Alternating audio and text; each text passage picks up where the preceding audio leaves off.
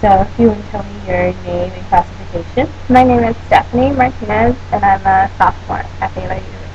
Okay. So where were you originally from? I was born in Brownsville, Texas, which is a border town, right by Mexico.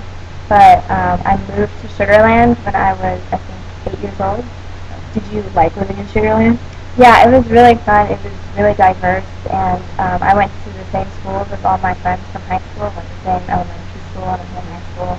So, I mean, I settled in pretty well. That's cool. What were some of the activities that you did in high school? I was in orchestra, and I think that was my main activity in high school. But I was also in some activities at my church. Like I was in the band, and I did some other stuff there. So did you play what instrument did you play in the orchestra? I played the violin. Okay, so did you play the violin at your church? Yes. Oh, that's really nice. That's really cool. Why did you choose to come to Baylor after school? Because my brother, the youngest of my oldest brothers, went to Baylor, and my youth minister also went to Baylor. So I felt like Baylor was just such a big part of my life. And I mean, I've been visiting Baylor since I was like 4 years old, so it just felt like home to me. Okay, so I heard that you said you've been visiting Baylor since you've been 4. So how old was your brother that came here? When he came here? When he how old is your brother? What's the age gap between you and your brother? If you started visiting when you were 4, and he was in college. That sounds like a really big age gap. I understand. I think he was about 16 or 17 when I was born. Okay. So almost a 20-year. So you're the youngest of the family? Yes, youngest of 5.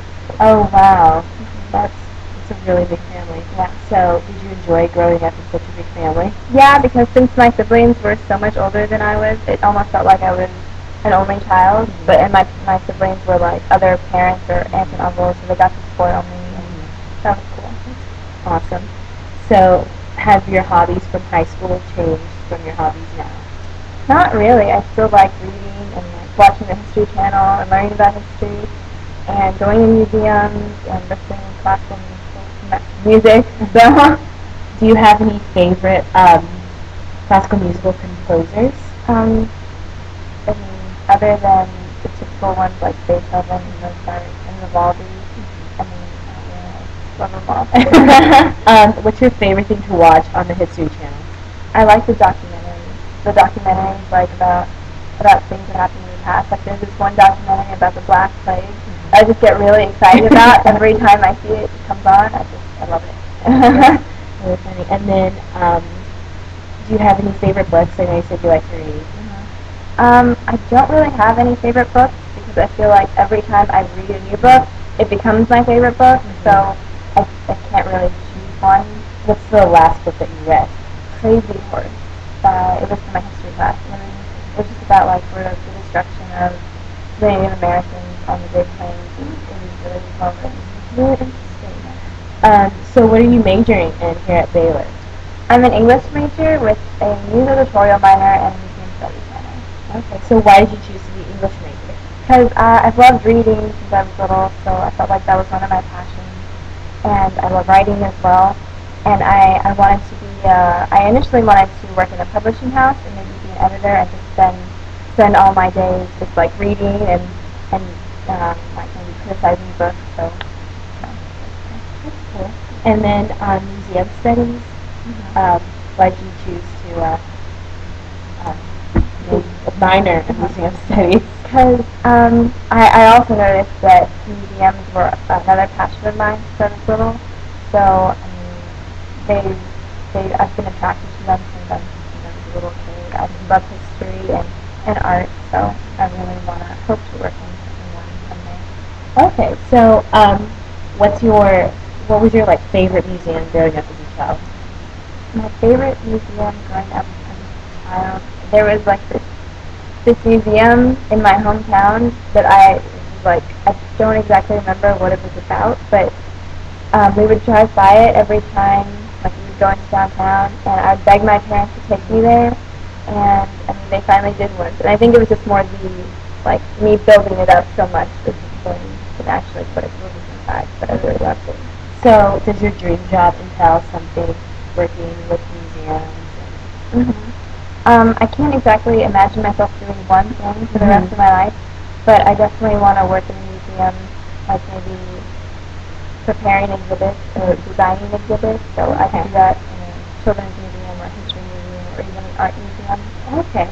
So what would be your ideal exhibit to design? I guess something controversial, because I could definitely put my own spin on it while also trying to get as close to the truth as possible. So, okay. Do you have any favorite modern type of artists? Not really. I mean, there's so many of them, and I maybe some modern pieces, but not really modern artists. I don't really pay attention that much to the artists, just more to the pieces. So what's most recent piece? What's your favorite? I think I went to the Mill in Houston, and there was this taxidermy horse on the floor, just in one room, a taxidermy horse with like a stake in it, and at the top of the stake was this sign that sort of referenced Jesus, and that was obviously very controversial, but I thought it was very thought-provoking as well. So, what do you think the art meant? That artwork? That specific piece?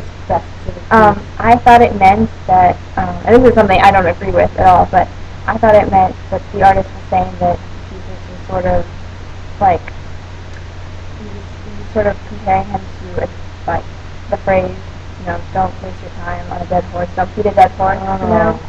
And I mean, I understood what he was saying there, but I didn't agree with it at all. But I found it clever how he could express that so simply, you know? Okay.